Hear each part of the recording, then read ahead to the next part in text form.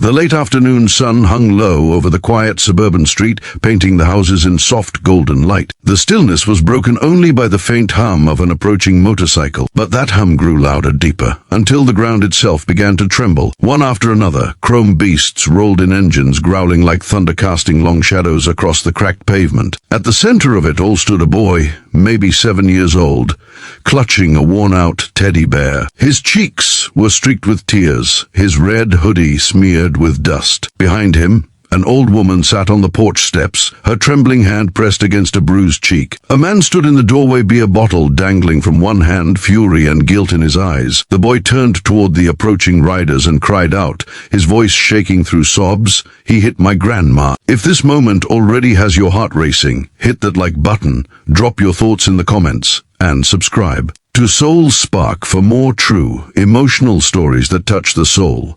The engines silenced all at once. The street fell into an eerie quiet. The man in the doorway stiffened when he saw the leather jackets, each one marked with a bold patch, Iron Saints MC. Their leader, a broad man with a salt and pepper beard and tattooed arms, stepped off his bike. He walked toward the boys slowly, his boots crunching against the pavement.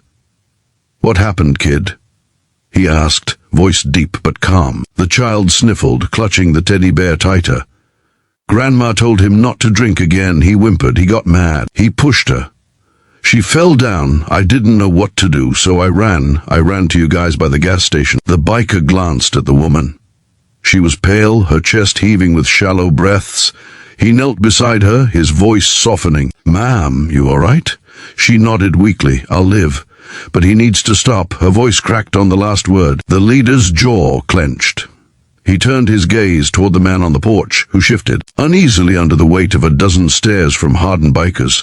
The man tried to puff himself up. "You people don't belong here," he said, his voice slurring slightly. "This is my house." The biker leader rose to his full height, his shadow stretching long across the porch steps. "That boy came to us," he said quietly. "That makes it our business." Behind him, engines rumbled again, softly this time, like growls waiting to be unleashed.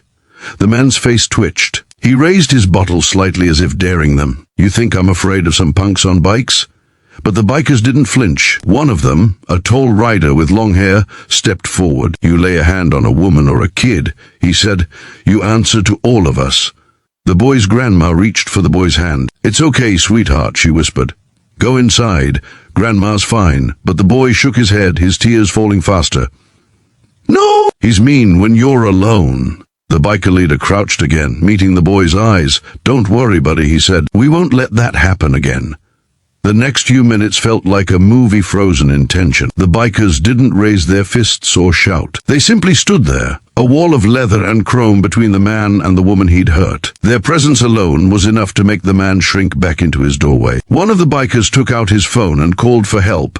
Another offered the grandmother a blanket from his saddlebag. The boy's sobs softened as he held his teddy bear close, watching the strangers, his unexpected protectors, move with purpose. When the police arrived, the man tried to defend himself.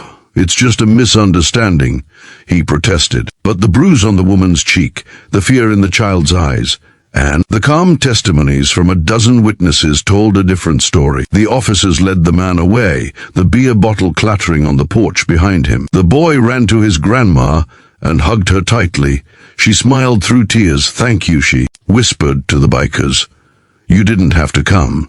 The leader nodded gently. "Ma'am, we take care of our own," he said. "And that boy out there, he's one of us now." The bikers wheeled their bikes around, engines roaring back to life. The leader paused and looked down at the child once more. "Keep being brave, kid," he said.